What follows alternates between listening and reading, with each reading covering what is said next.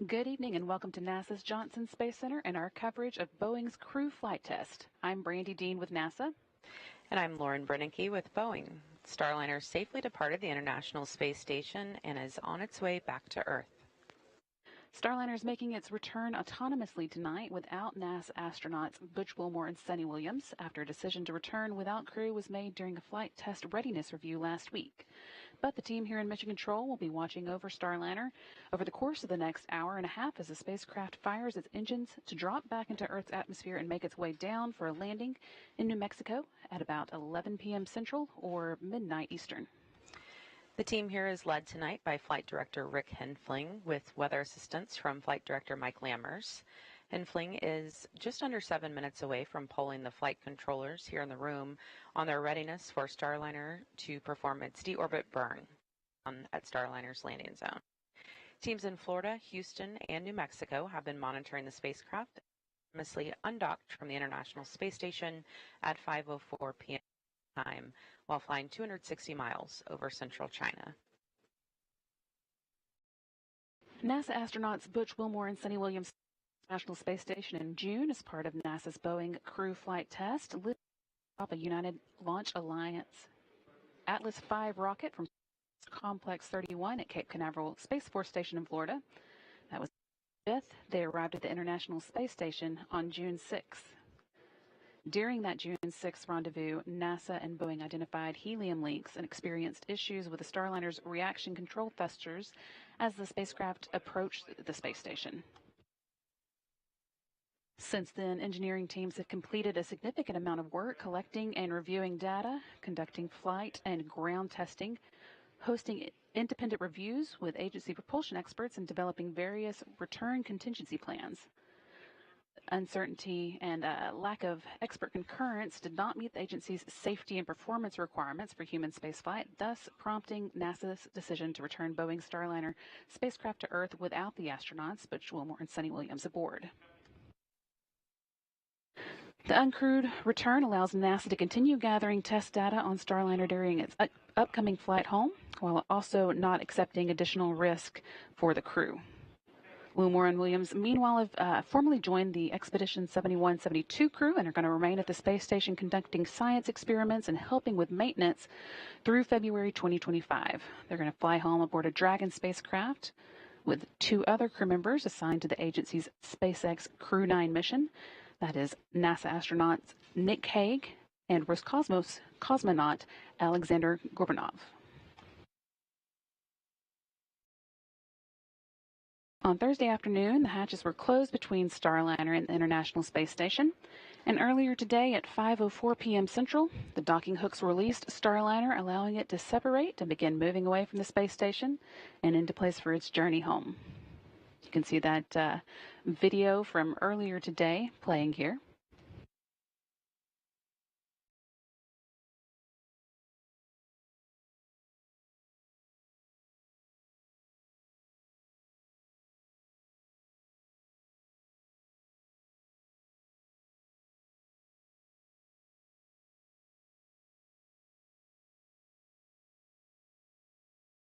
We saw a beautiful display of Starliner's thrusters there.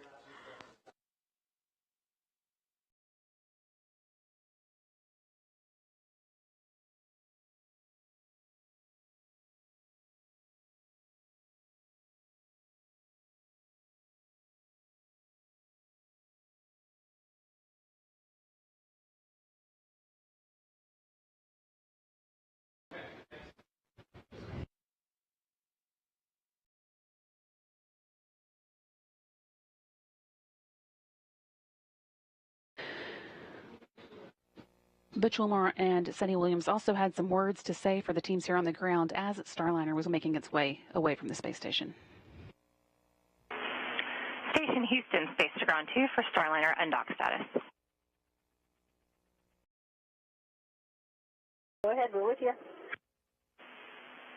Hey, Sunny, both the Starliner and ISS flight control teams have pulled go for undock at this time. The expected undock time is 22:04. Okay, copy, 2204. Hey, we're just looking at the flight control roster. and like, wow, it is the all-star team. You guys, it is the time to bring Calypso home. You have got this. We have your backs, and you've got this. Bring her back to Earth. Good luck. Suni and Butch, this is Chloe. Just on behalf of the entire MO team, I know the other flight control teams around the building, we thank you for your endless support over the years. We've enjoyed every training event and every meeting. We remember every setback and every revelation with you. The teams on the ground have worked countless hours over the last few weeks, months, and for a group of us, years to bring Calypso back, and we're ready to do that today. We wish you the best of luck in your increment, and Suni, I will make sure the right people have your coming home song ready to play on Space Dragon when it's time for you guys to come home. Good luck, and thank you. Wonderful comments, Flight. We appreciate that, and we agree. Many years of great enjoyment, simming together, playing together, and being involved with each other's lives, and it's been special. Bring it home. Cappy, thank you, and have a good evening. That again was a conversation recorded earlier today between astronauts Suni Williams and Butch Wilmore talking with the Starliner flight director at the time of undocking, Chloe Meering. Since that undocking, when Starliner and the space station were flying 260 miles above central China, Starliner has been steadily increasing the distance between it and the space station, ensuring that it will be able to get into space and to place to perform a 10:17 p.m. central deorbit burn. Now in about 20 minutes. While it has been moving away, the flight controllers here on the ground took the opportunity to perform a few tests of Starliner's thrusters. During the test, the crew module's 12 small reaction control system thrusters, one of the jets, didn't fire when commanded. The reaction control system thrusters on the crew module are used to steer Starliner as it makes its way back down to Earth after the service module has been jettisoned. Because those 12 jets are divided into two redundant strings of 6, Starliner only uses one string during normal operations. So although this means a slight loss of redundancy, it shouldn't keep Starliner from getting through re-entry and landing as expected. Yeah, and Starliner has plenty of redundancy with this part of the prop system on the capsule, so no impact to the deorbit burn or re-entry, and it's not required for flight rules. The team also tested 10 of the 28 reaction control system jets in the service module after undocking, and they all performed as expected. And here on the ground, the team just gave their go officially to Rick Henfling, today's flight director, meaning that tonight's landing of Starliner is on. That again is scheduled to happen, touchdown at 11 p.m. Central Time or midnight Eastern Time.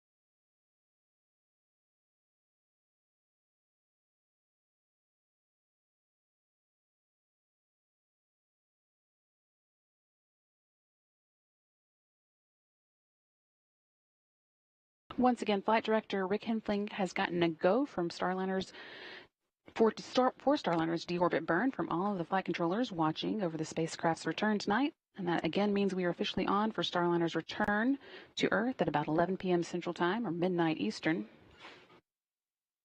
The deorbit burn at 10:17 p.m. Central Time is now just 17 minutes away. That'll be a 59-second firing of 4 of Starliner's orbital maneuvering and attitude control thrusters on Starliner's service module. And joining us live from Starliner's landing zone with White Sands at White Sands Space Harbor in New Mexico, our colleagues Leah Cheshire from NASA Public Affairs and Boeing's Josh Barrett. Leah and Josh, how is it going out there? Thanks, Brandy. It is going well out here.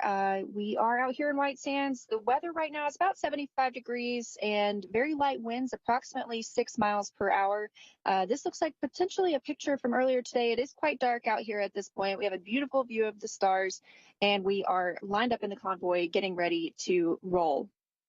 That's right, Leah. So I've been out here for both of Starliner's previous landings. The first one was very cold. The second one was quite warm, and this one feels just about right. We're following along with 2 command vehicles. We've got the MLCC, or the Mobile Landing Control Center. They're tied in down in Mission Control in Houston with the people that you're seeing on your screen right now. We also have the MDTV, that's the Mobile Data and Tracking Vehicle, and on top of that, it's got a suite of optics on top. There's an infrared camera and 2 visible cameras, one of them with a telescopic focus. So those will be the first things that we'll be seeing Starliner with here from the landing zone, and you should be seeing those on your screens as well. And Leah's got a few more things that she'll talk about that should get some cameras on Starliner as well. Yeah, especially the WB-57, NASA's plane. That took off just a few hours ago, just as we were heading out here to the landing site. So we arrived here at about 6 p.m. local time, which is mountain time. And since then have been getting ready, lining up, doing communications checks between the various teams, and just getting ready to eventually drive out to the landing site once Starliner comes down. So it is a sea of white gypsum sand out here. And teams are continuing to just prepare as soon as we get into that deorbit burn. So they are actually in a huddle right now, talking through some of the next steps for tonight, getting ready to come and join us here in the convoy as we await to see the deorbit burn. So with that, right now, we are going to turn it back over to you, Brandy and Lauren. We are going to stick around, though, and cannot wait to see Starliner coming straight across the sky. Thank you. Thanks so much, Leah and Josh. We are hoping to get some good views from where you guys are at later today. Now, once we make that final burn to get out of orbit today, it'll take about 45 minutes for Starliner to reach its destination. Again, White Sands Space Harbor, New Mexico, where we just spoke with our colleagues from. Starliner is currently flying with its solar arrays pointed toward the sun, recharging the internal batteries to keep its systems powered through landing. The orbital maneuvering and attitude control thrusters, or what we call OMACs, will fire for about a minute to conduct the deorbit burn. That maneuver slows the spacecraft down from orbital velocities and allows it to start falling back to Earth in a head-down position. At the end of that deorbit burn, Starliner angles itself for reentry. The deorbit burn is just the first in a series of milestones we're going to be taking off tonight. To give you the full rundown, deorbit burn is scheduled for 10:17 p.m. Central. As we said, we just got the go for that a few minutes ago. It's going to be followed by the separation of the crew module from the service module at 10:20 p.m., and the crew module will then continue on its own. At 10:45 p.m., Starliner will begin to feel the effects of the Earth's atmosphere again for the first time since its ascent in June. And a few minutes later, around 10:47, the heat from Starliner's reentry will become so intense that that plasma will begin to form around the spacecraft, causing a blackout in communications with Starliner for about 4.5 minutes. Once Starliner clears that blackout period, things will begin to happen very quickly. Yeah, so then up next at 10:56, when Starliner is about 4.3 miles above Earth, the spacecraft will be done with the forward heat shield that is at the top of the capsule that helped protect it through reentry, and it will jettison it to make way for the parachutes that are stored underneath. And then almost immediately, those parachutes will begin to deploy. First with 2 smaller drogue parachutes that are meant to take the edge off Starliner's speed. They open up in stages over the course of about 28 seconds. And then at 10:57 p.m., when Starliner is about 6 miles up, the drogue parachutes are released and 3 main parachutes are deployed. They also open in stages over about 16 seconds, but they stay with the spacecraft all the way until touchdown. And again, we are expecting that touchdown to come at 11 p.m. Central. Just before the touchdown, however, at 10:58 p.m., Starliner also sheds its base heat shield at the bottom of the capsule to make way for the inflation of 6 landing airbags hidden underneath it, and those will cushion the vehicle as it lands in New Mexico's desert.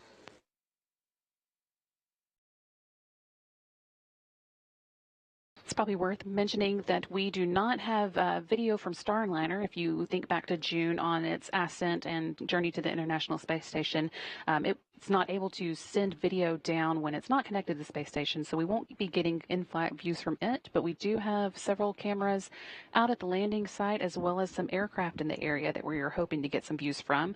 But of course, it is going to be pretty dark out in the desert at night, so they may be infrared or black and white views, but hopefully we'll get some good camera views to show you.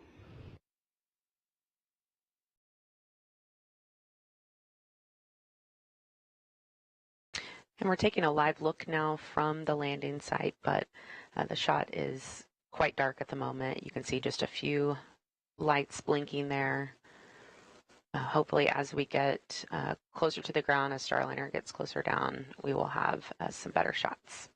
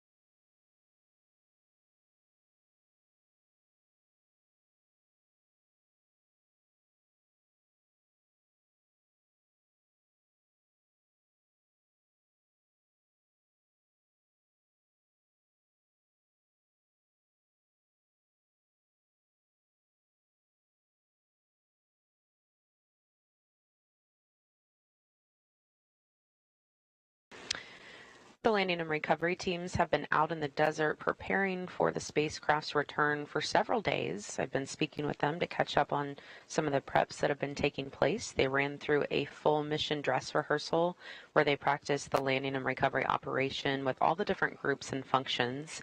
And they've also been keeping a close eye on the wind direction to establish the best recovery zone out at White Sands. They've even sent up some weather balloons to check the wind speeds. Tracking vehicles out there are equipped with cameras, so the team has been calibrating those. And again, although we don't expect any views from Starliner on its way down, we're hoping to get some good ones from those tracking cameras as well as aircraft in the area. We plan to have the WB-57 getting views while it is about 16,000 feet above the ground until the drogue parachutes deploy. And then at about 6,000 feet, we hope to see views from a Cessna in the area. And this is actually a current view of the Cessna as it makes its way out to the landing site at White Sands Space Harbor in New Mexico.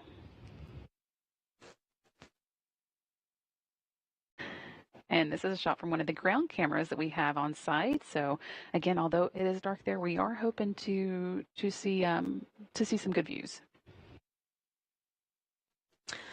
And in the last few hours, the teams there on the ground have been at the holding area, loading up their vehicles, doing last-minute checks, making sure all the equipment is ready to go, and then shortly they'll begin moving into place to watch Starliner make its final approach. And then once Starliner lands, teams will move closer in a very strategic way. They will first stop at about the 500-foot mark away from the spacecraft, and then they'll move in closer to the 150-foot mark while ground teams safe the vehicle. That first team on site with Starliner will be what we call the gold team. They start recovery operations by performing what's called a sniff test, where they use sensors to check for hydrazine, one of the propellants that Starliner uses. They'll be wearing protective gear known as hazmat suits to prevent exposure to hypergolic propellants. Hydrazine is used as propellant, and if it turns into a vapor, it can be toxic. After the SIF test, they will notify the rest of the convoy when it's safe to approach, and then they're going to check the winds, make sure the entire landing and recovery team is staged uprange from the direction the wind is blowing for added protection. Now, everyone out there is part of a different color team, and they wear a vest with that color, so it's very obvious who does what. So the next step is the silver team, and their first job is to ground the spacecraft. Starliner will be powered down, but there could be some residual electricity. So before anyone can touch it, they will ground it and discharge it.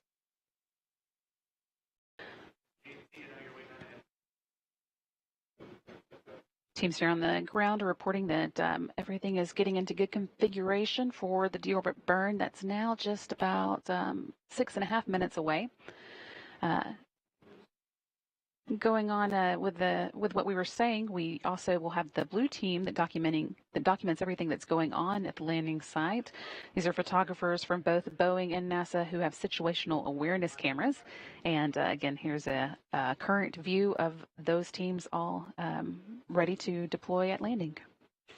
Yeah, that's the holding site that we were mentioning. And then, of course, you can see the mountains there in the background in this black and white view. Now, the green team hooks up the HVAC trailers to Starliner to get cooling on it, but their first job is to put up an environmental enclosure on the spacecraft, and that enclosure looks a lot like a big inflatable. It wraps around the vehicle to get cool air around it and make sure the critical systems don't overheat. Then the red team opens the hatch. That is mostly Boeing Fire and Rescue. They will back up the mobile access platform to Starliner's hatch, giving the team access. And Starliner will be bringing back more than 900 pounds of cargo, including a nitrogen oxygen recharge system, or what we call NORS tank, that NASA will service and refill for future space station needs. The teams will unload that cargo before Starliner heads back to Florida. Just over 5 minutes to go now until tonight's 10:17 p.m. Central Time deorbit burn. Team here on the ground reports that Starliner has gotten into the right attitude, kind of the right way it's pointing for that burn. So everything is looking good. We're on track for landing at 11 p.m. Central, midnight Eastern.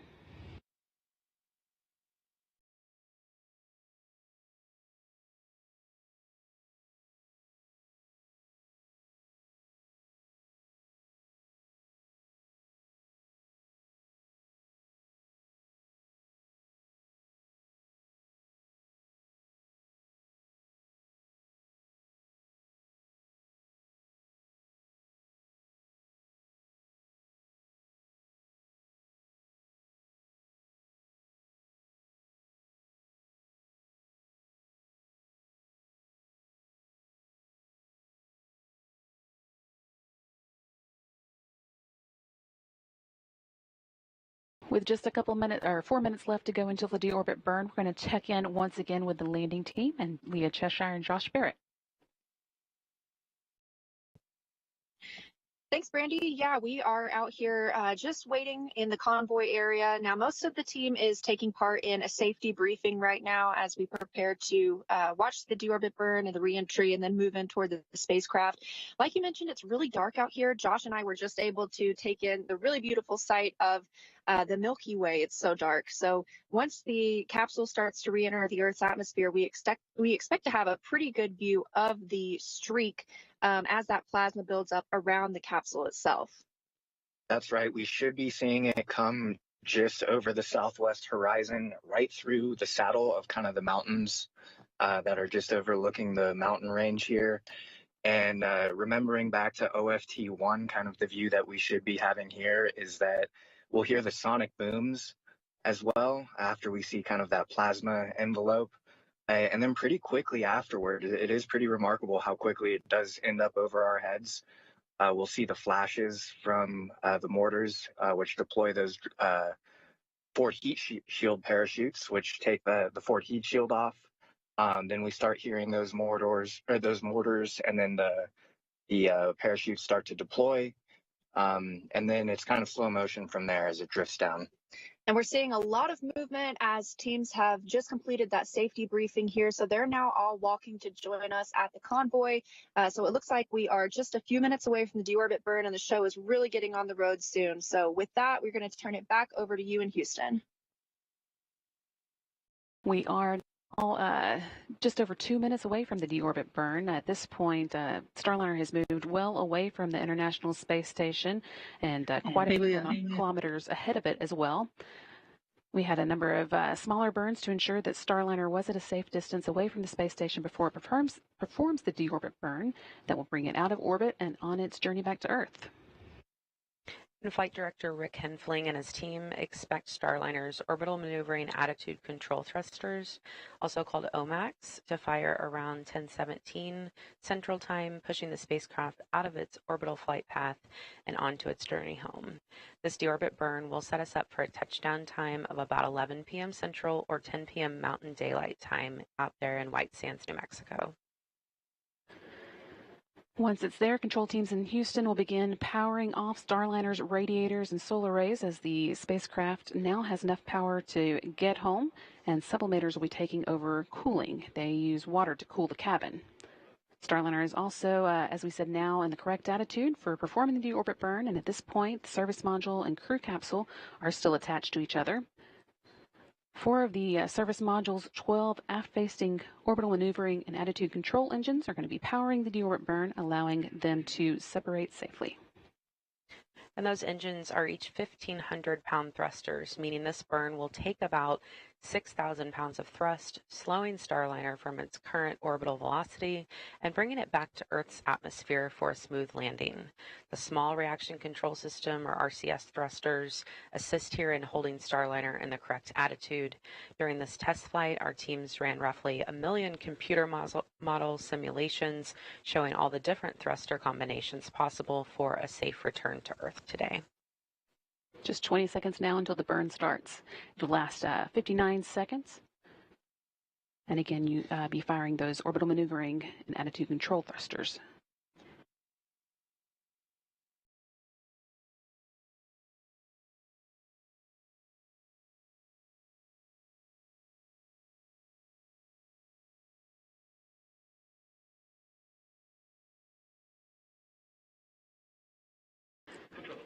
Four orbital maneuvering and attitude control thrusters on Starliner's service module are now firing, slowing Starliner down as the capsule begins its journey back to Earth.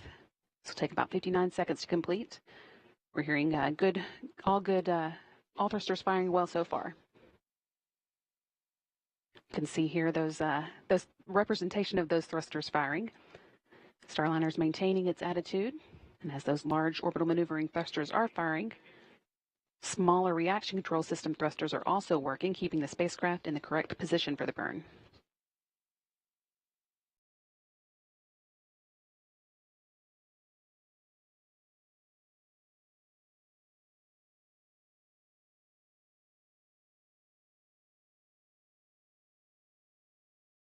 Still looking good.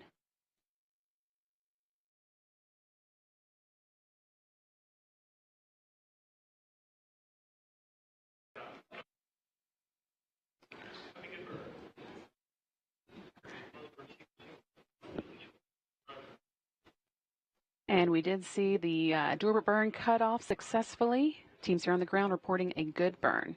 Starliner is now on its way to White Sands Space Harbor in New Mexico, and a planned touchdown at about 11 p.m. Central, midnight Eastern Time.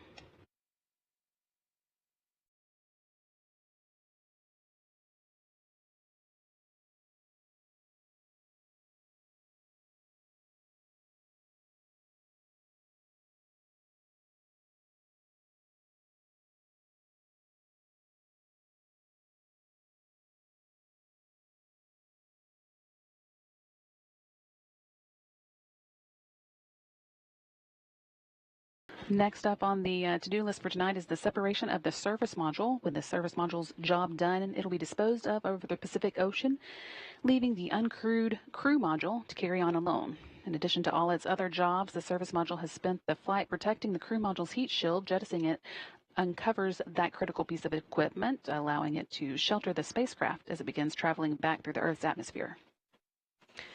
The crew module will then make its final attitude adjustments to make sure the heat shield is at exactly the right angle to provide that protection. And those fine-tuned adjustments are really just a strong capability of Starliner's guidance, navigation, and control system. In fact, on the 2 previous flights, Starliner made bullseye landings thanks to that system. Starliner's maneuvering into position for that jettison at this time.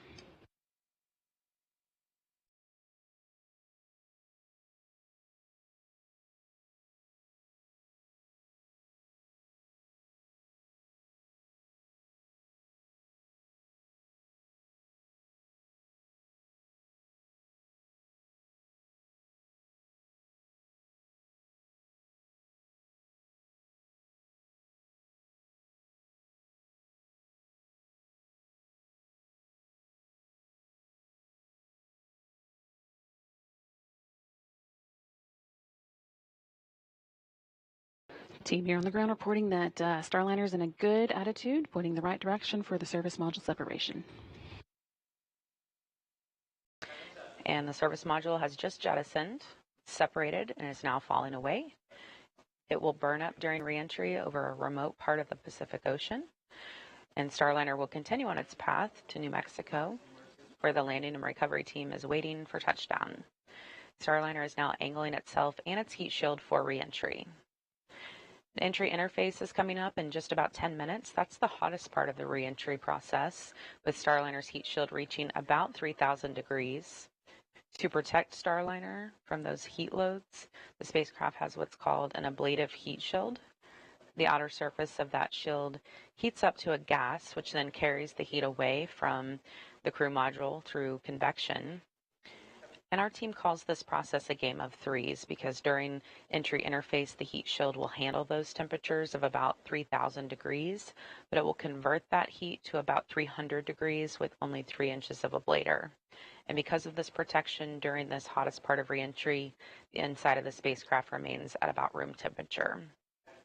When Starliner returned from its last 2 flights, the capsules landed with 2 black stripes up the sides, indicating the heat shield was ablated as intended. So we do expect to see that again today, and the team considers that a bit of a badge of honor.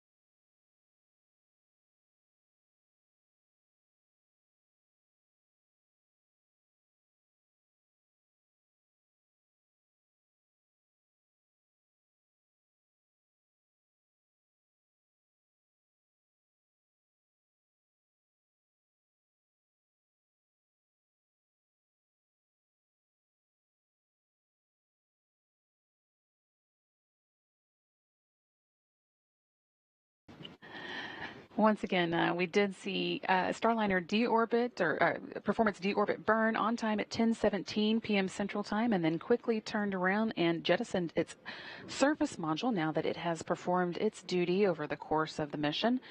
We are still about 20 minutes away from entry interface, but things will start to happen quickly after that. About 4 minutes after we go into the entry interface, the heat from Starliner's re-entry will become so intense that the plasma will begin to form around the spacecraft, causing a blackout in communications with Starliner for about 4.5 minutes. And after that, we'll see Starliner jettison its forward heat shield that's been protecting the parachutes during re-entry. Then, when Starliner is around 30,000 feet above the ground, the spacecraft's parachute sequence will begin. Two drogue parachutes will start slowing Starliner down, and then they'll detach, and 3 main parachutes will deploy and inflate. At about 3,000 feet off the ground, the base heat shield jettisons, exposing the airbags, and then at touchdown, those airbags absorb the initial force of landing, cushioning the spacecraft for a soft, safe return to Earth.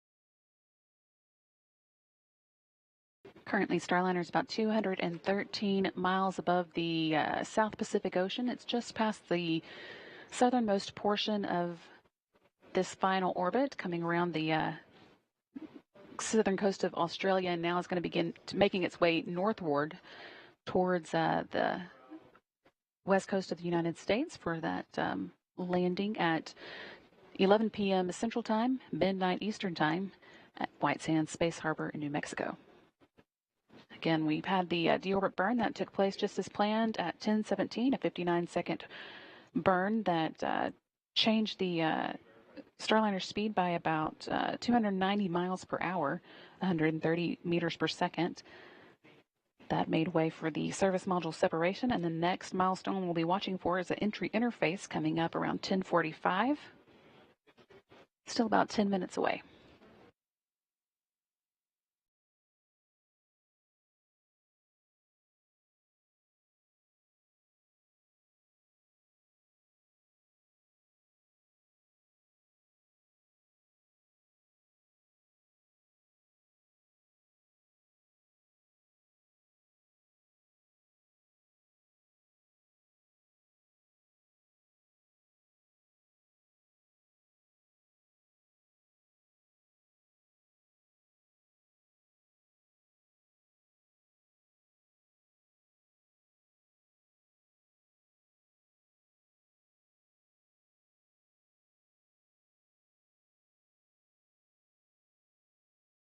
Live view here of the recovery forces staged near the landing site, ready to move in once Starliner touches down.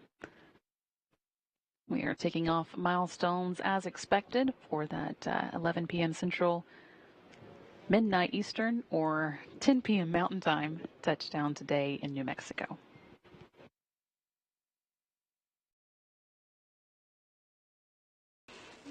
Again, Starliner performed its deorbit burn about 12 minutes ago. The thrusters performed nominally, and the flight home is going smooth.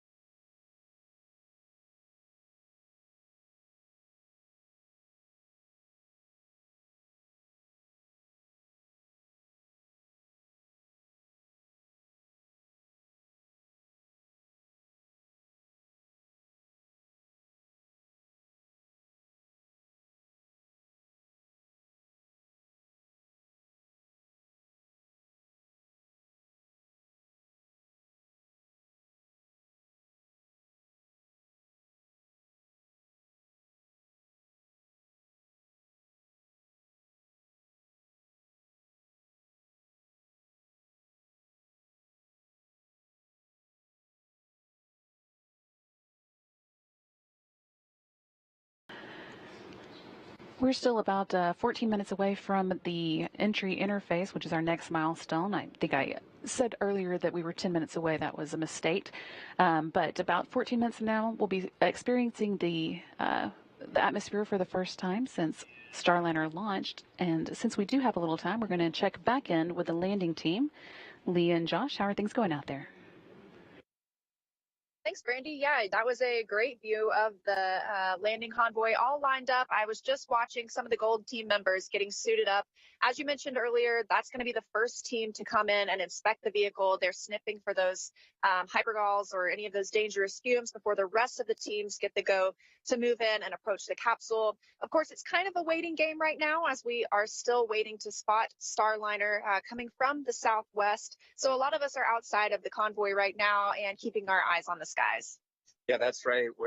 We've got about just under probably 3 dozen vehicles all lined up in 3 rows, just waiting to get that touchdown signal. Again, going through that convoy list that you guys went through already so well. Behind that Gold team, after Starliner is declared safe, the Silver team moves in and they do the electrical grounding. They'll also stabilize the vehicle just in case the airbags start deflating. We make sure that the hatch has a good stable orientation for Red team to come in, and they're the ones with the hatch orientation. And once the Red team establishes hatch access, actually the Silver team has a fun job tonight in the dark. They're going to go start looking for the pieces that came off of Starliner, those heat shields, some of those lids from those parachute mortars. And then after that, after Red team has hatch access and opens up the hatch, NASA's ISS program folks are going to come in for the cargo inspection. So again, we are expecting to start seeing Starliner coming across the horizon around the time that entry interface begins. But until then, just wanted to give you guys a hit from the landing site and the latest that we have going on here. So we'll toss it back over to you in Mission Control, Houston. Thanks so much, Leah and Josh. We are watching for that entry interface as well. We're now about 12 minutes away. Starliner continuing to make good progress following in that 10:17 p.m. Central Time deorbit burn. Again, we're looking at the landing and recovery team set up at the holding zone there at White Sands. Josh and Leah are embedded with that convoy, and they will make a very strategic move toward the spacecraft after touchdown, first stopping at about the 500-foot mark, and then they'll get the go to move forward to the 150-foot mark, and then once the vehicle is considered safe, they will move in.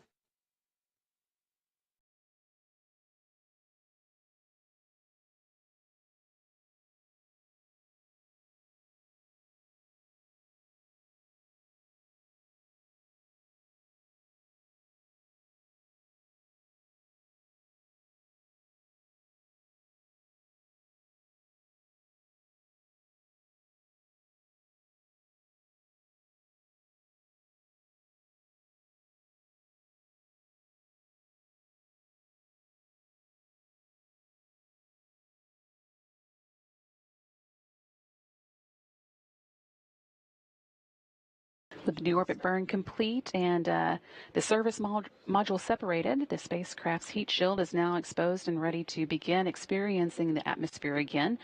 The Starliner is going to make some final attitude adjustments that keep that heat shield pointing at exactly the right angle. And next up after that is entry interface, again, just coming up in a few minutes.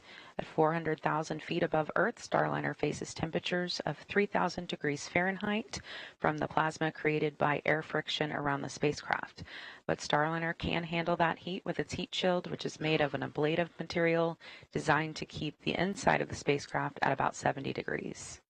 A few minutes later, Starliner will experience an expected blackout in communications, and that will last for about 4.5 minutes. At 30,000 feet and just 11 minutes before landing, Starliner jettisons its forward heat shield, exposing the spacecraft's parachute system. Then 2 drogue chutes will deploy, increasing drag and significantly slowing down Starliner. Then 3 pilot parachutes will pull out the main chutes, allowing the spacecraft to continue its slow and steady descent for another 8,000 feet towards the landing zone. And once the main parachutes are fully inflated, Starliner's bucket handle releases. And what that does is it just basically levels out the spacecraft ahead of touchdown. And then the base heat shield that protected Starliner through reentry will separate at about 3,000 feet, uncovering the landing airbags. Those airbags, of course, will fill with nitrogen, allowing for Starliner to land softly and safely there in the sand. Less than 10 minutes to go now before we do get to that entry interface point, and now just 24 and a half minutes away from the landing at White Sands Space Harbor. Everything's pretty quiet in the room, which is a good sign. Things are continuing to go smoothly as Starliner begins making its way back to Earth.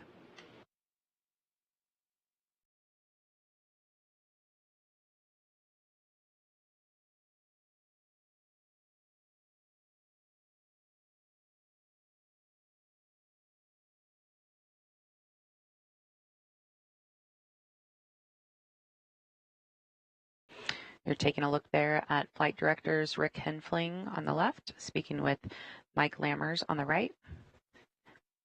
Rick is the flight director for this landing operation. Mike is weather flight director. They are tag teaming this operation. Team has been keeping a close eye on weather at the landing site, but everything looks pretty good for tonight's touchdown. Yeah, about 79 degrees Fahrenheit out there. They reported 10 miles of visibility. The winds are within the limits, so we are looking good for a touchdown. Coming up right about 11 o'clock p.m. Central Time.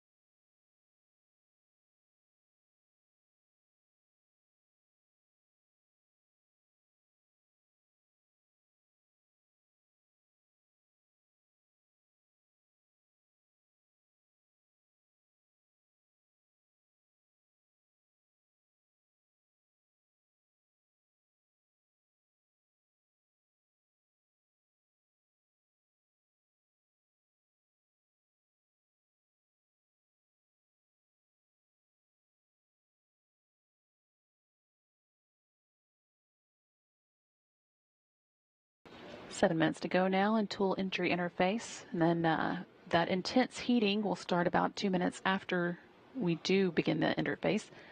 That'll last about 4.5 minutes, during which time we'll be in a blackout.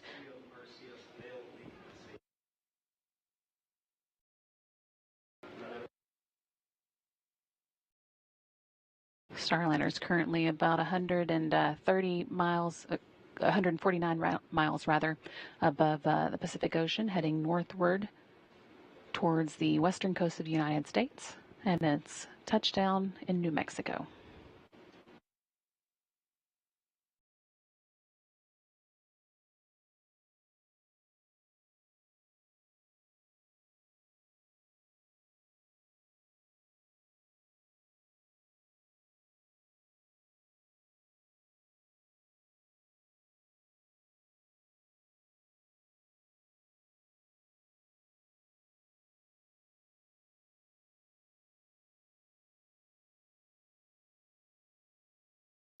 We're taking a look here at the landing trajectory. There on the left of your screen, you can see that line that crosses over the Baja Peninsula, and that is the track Starliner will take as it makes its way into New Mexico.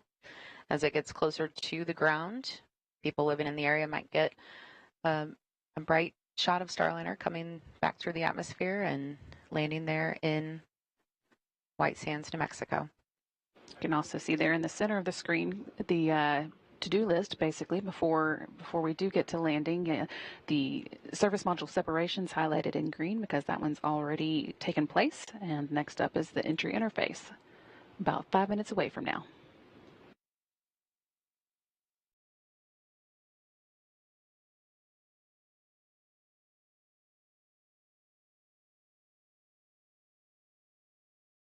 And flight controllers here in the room are reporting good attitude for that entry interface, coming up again in just under 5 minutes.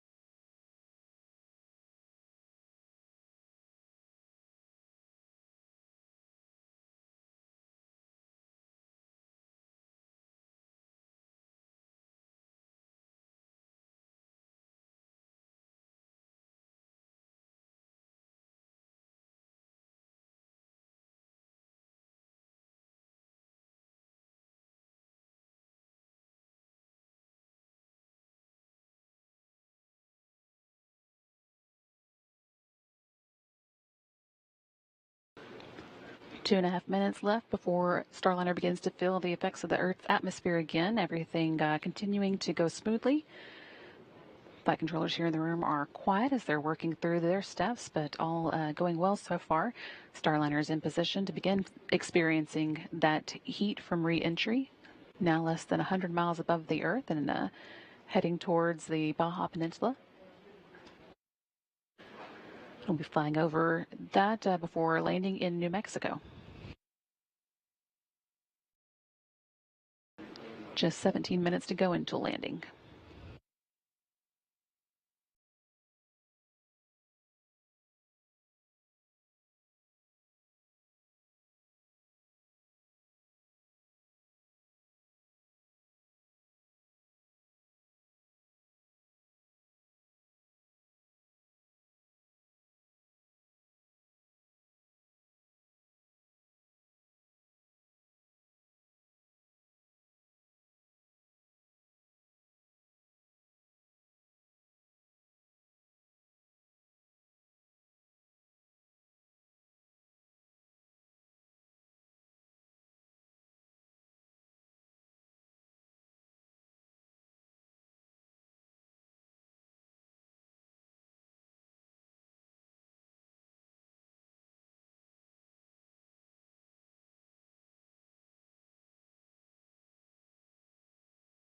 Less than a minute now until we begin entry interface. Again, about 2 minutes after entry interface starts, we'll begin seeing the heating really get intense, and we'll go into a 4.5 minute blackout.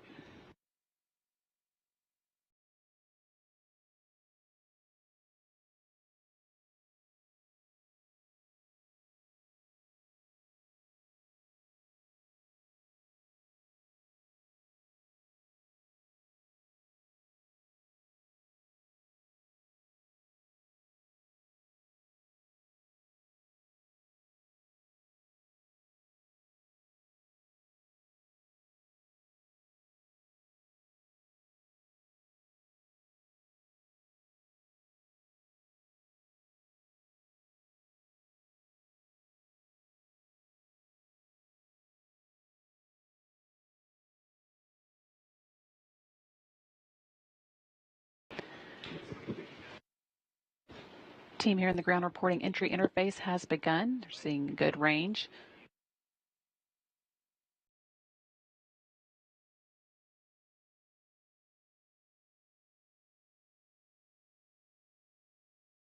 Seeing another view from the landing site, or the teams getting ready to move out to the landing site here. A little better idea from this view of exactly how dark it is out there with all the lights of the vehicle shining.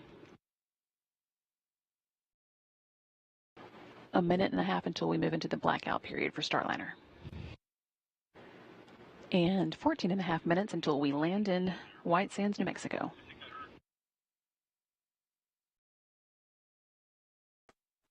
The Starliner enters Earth's atmosphere at 17 times the speed of sound, which could create a sonic boom for folks living in the area. It will then be slowed down by parachutes to a speed very similar to what you might experience while going down an elevator inside a high-rise building. The vehicle then comes to a safe, comfortable stop at landing.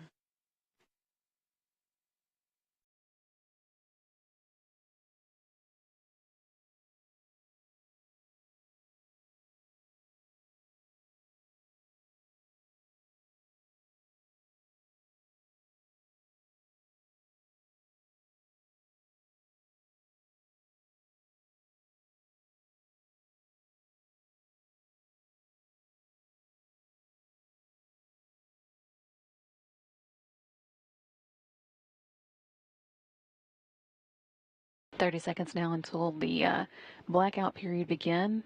Due to the compression of friction and friction of the air, the molecules generate a very hot plasma that causes the red-orange glow you often see appear in post-flight imagery on many spacecraft. Although we won't get to see that tonight, it will happen. It causes an expected communication dropout. This one will last 4.5 minutes as the vehicle goes through a time when plasma interferes with the satellite signal.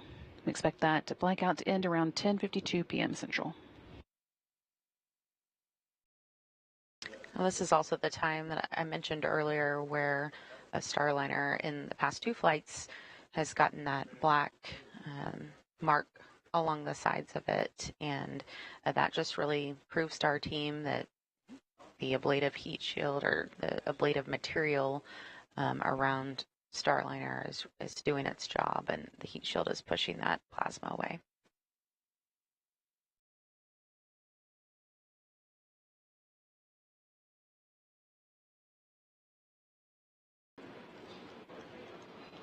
It's blackout time again. Lasts about 4.5 minutes. We've got about 3.5 left of it. After that, the milestones we'll be watching for include forward heat shield jettison at 10:56, when Starliner is about 4.3 miles above the Earth. Very soon after that, almost immediately, drogue chutes deploy. Those give a little bit of an initial slowdown to the vehicle before the really large main parachutes deploy. That happens when the Starliner is about 2.5 miles above the Earth.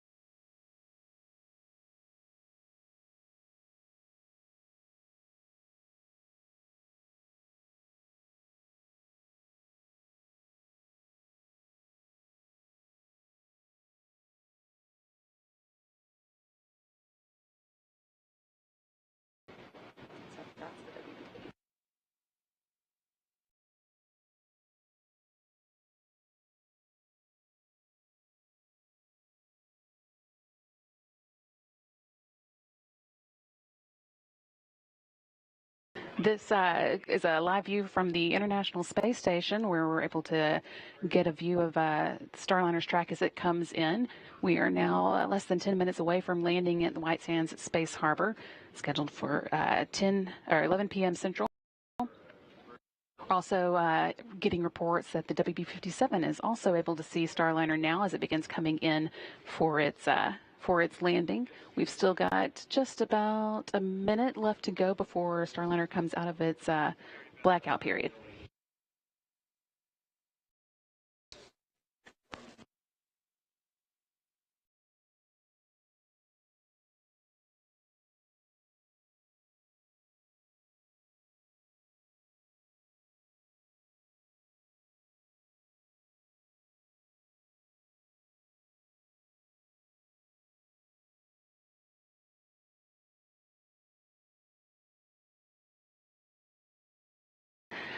And this is a view from the WB-57, one of NASA's aircraft that is at the landing site, has been staged and ready to pick a Starliner, or pick up the view of Starliner as it comes in, and that is what we are seeing now.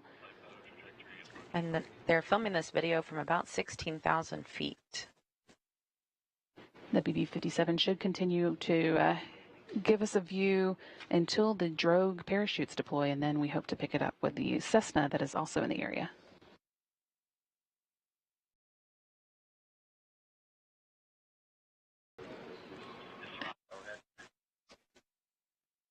And flight controllers here in the room are reporting that we are out of that blackout period and everything is looking good.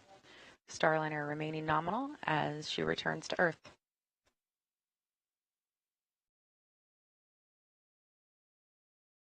Again, this is a view from the WB-57.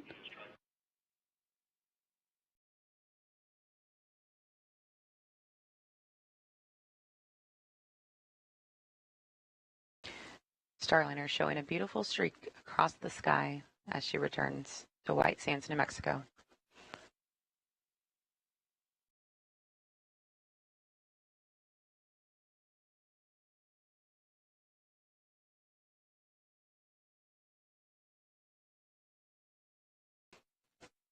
We're about 3 minutes away from the forward heat shield jettisoning. That's the next milestone we're looking for.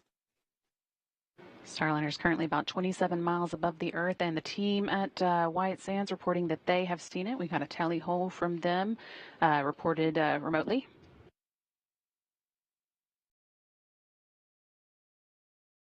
That means they are seeing Starliner from the ground there in New Mexico.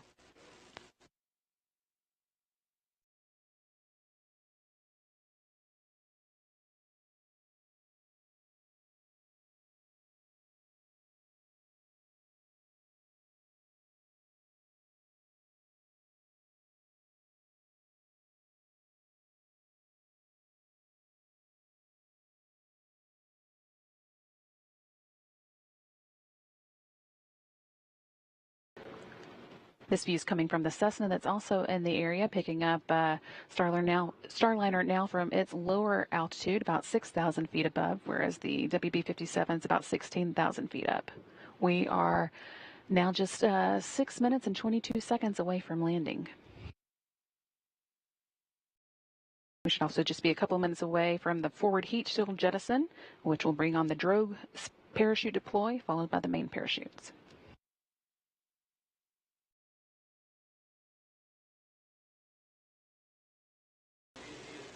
And the strobe lights on Starliner are now on.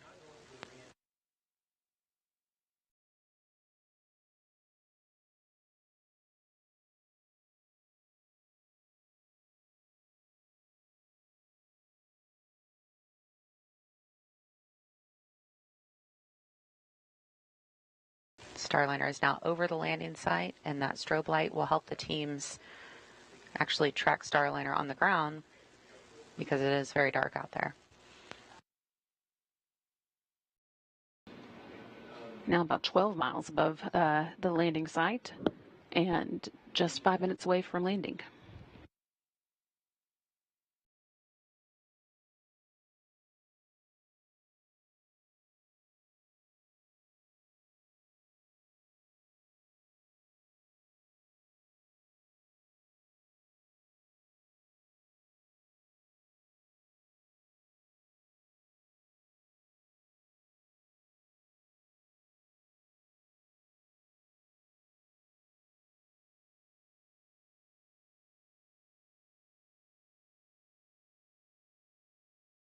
Watching now for the forward heat shield jettison. That should be coming up, again making way for the parachute deployment.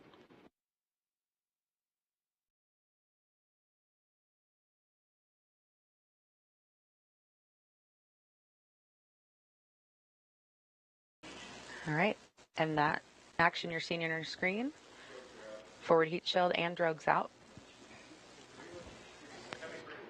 Really interesting view of this coming down from the WB-57. See those two drogue parachutes now deployed. They slow the vehicle down initially until it gets to a safe speed for the enormous main parachutes to follow.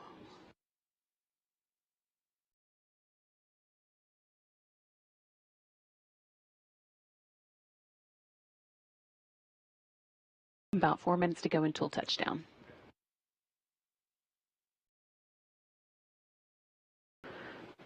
Now back to a view from the Cessna aircraft in the vicinity of the landing site. Again, this is a view from a little lower than the WB-57 we were seeing.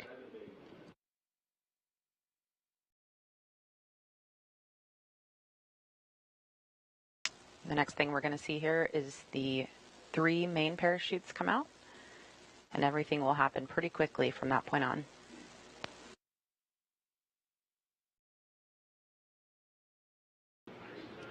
After those mains are out, we'll see the bottom heat shield that has been protecting Starliner through its journey through the atmosphere come off. That makes way for the landing airbags to deploy. And there's the main parachutes there on your screen. We see 3 out.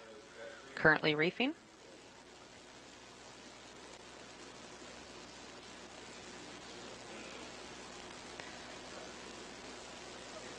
And the teams at the landing recovery teams report that they heard the booms as those came out. 3 good mains fully open there. You can see Starliner in a slight tilt, so we're going to see the rotation handle move here shortly, and it will level out Starliner. But 3 good parachutes, looking great. Just a little over 2 minutes until the expected landing time, and we heard the rotational handle has been released, so you can see that tilt evened out. Next up is the back heat shield jettison.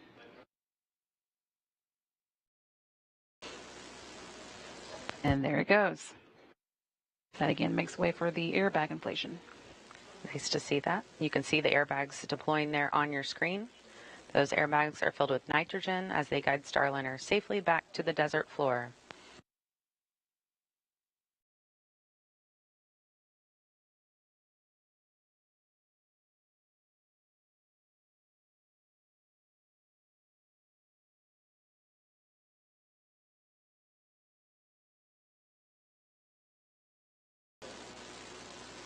Just a beautiful sight as Starliner makes its way to the sands of New Mexico.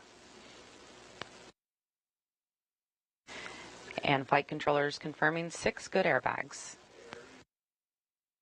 This view still coming to us from the Cessna. We've got just about a minute left to go until the expected touchdown. I'll be watching for that time for you.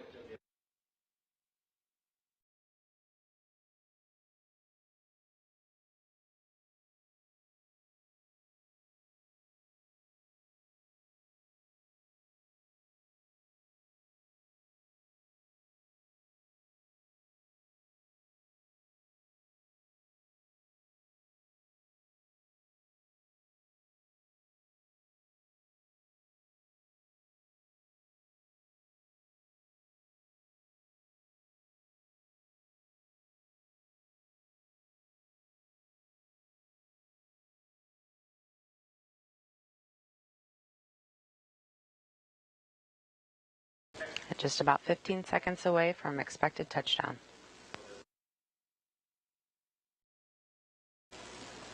You're seeing the ground there in your screen as we get closer.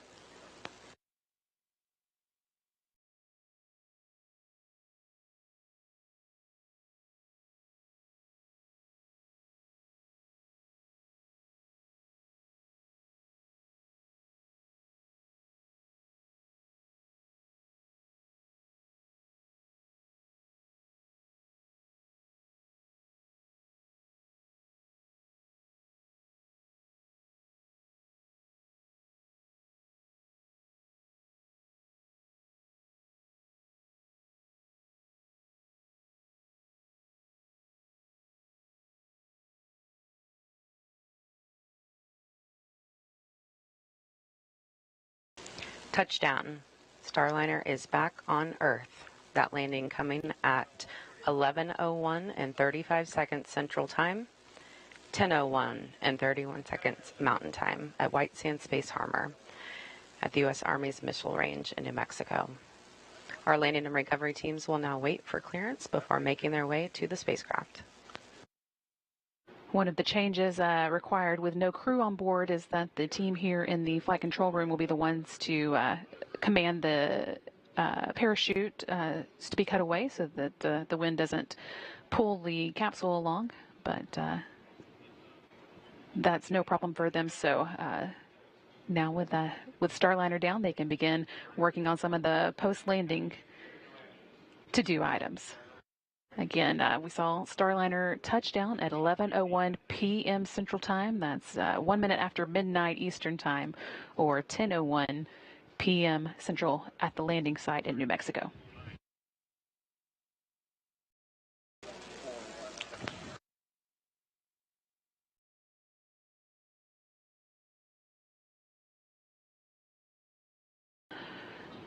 This is a view from the Cessna, still watching the drones slowly make their own way down. Those, of course, are the the drogue parachutes that preceded the main parachutes, first slowing Starliner down before the large parachutes opened.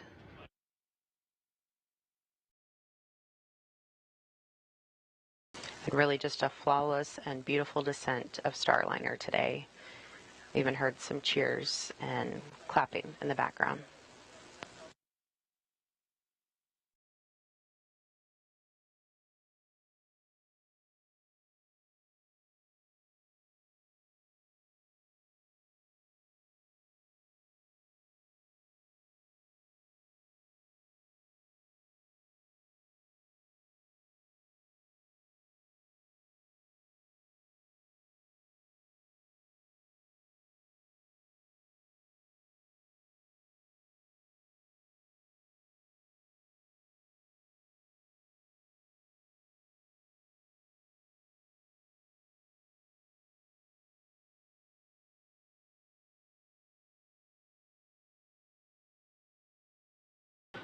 This again is the drogue parachutes still making their way to the ground after Starliner has touched down with its main parachutes. Touchdown came at 11:01 p.m. Central Time. The team here in Mission Control will be working through some post-landing steps now.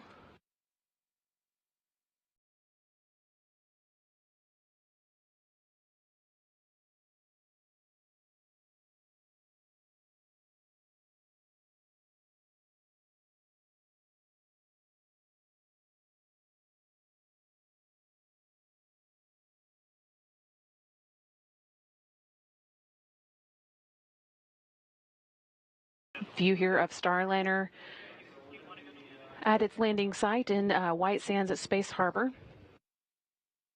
The landing and recovery teams will soon begin making its way out to them to begin recovering the spacecraft. The team here in Mission Control is polling right now to see if everybody is ready to power off the vehicle.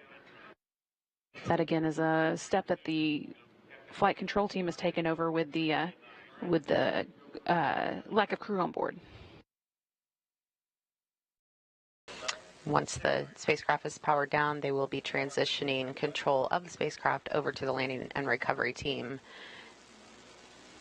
And it's a little difficult to see in this shot, but there is a strobe light on Starliner that will help the teams follow it out there.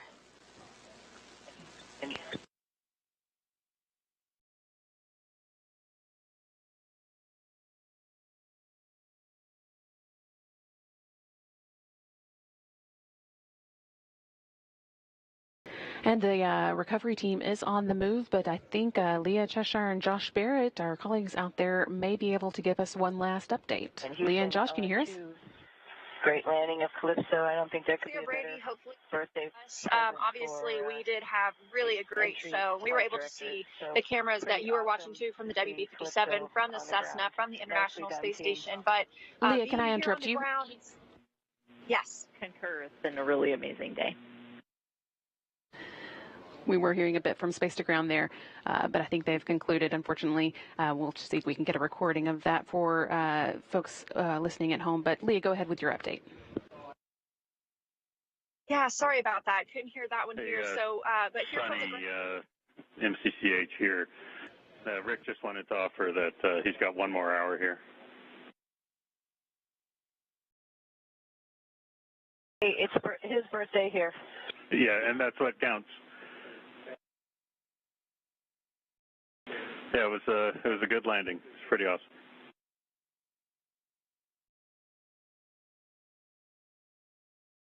You guys are the best. You are the best.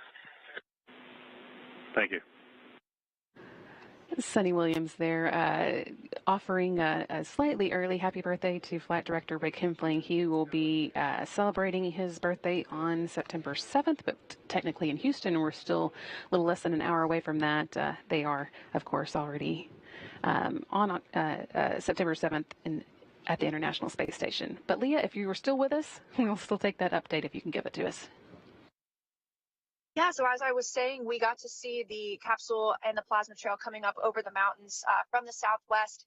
and we were all still standing outside the convoy to watch that happen. But the most unexpected part was when I could hear the main parachutes being deployed. It was very faint, just a little bit of a rumble, but that strobe light really helped us identify Starliner as it was descending, and it would reflect a little bit up onto those parachutes. So we actually had a decent view as it was coming down under those chutes. And now we are actually on the drive out, and we can see the strobe light. It's giving us a great direction as we head toward the capsule. Yeah, that's right. We are actually making our way down the former space shuttle runway, literally driving right down the middle of it.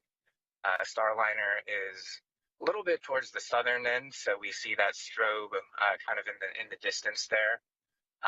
But we will make our way to the 500-foot mark, where Goal Team will move in and begin their assessments. And then once they declare that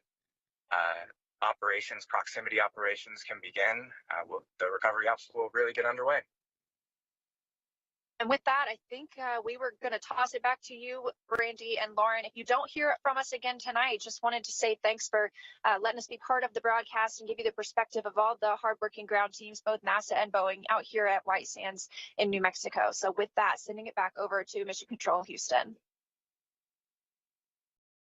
Thanks so much, Josh and Leah.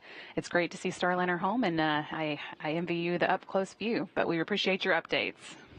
I do, too. Starliner has returned safely. Well done to the entire team for completing the mission with a successful undocking, deorbit, and landing. Starliner has once again proven herself a safe ride to and from space. On behalf of the entire Boeing team, welcome home, Calypso. And with that, we will also wrap up our coverage tonight. We would like for you to stay tuned for our 12:30 a.m. post-landing news conference. That is 12:30 a.m. Central Time, so about an hour and a half, a little less than an hour and a half from now, when we'll be giving you final thoughts on the activities of the night. But Starliner is home. Again, the landing came at 11:01 p.m. Central Time. And with that, we will sign off. Thank you so much for following along with us. This is Mission Control Houston.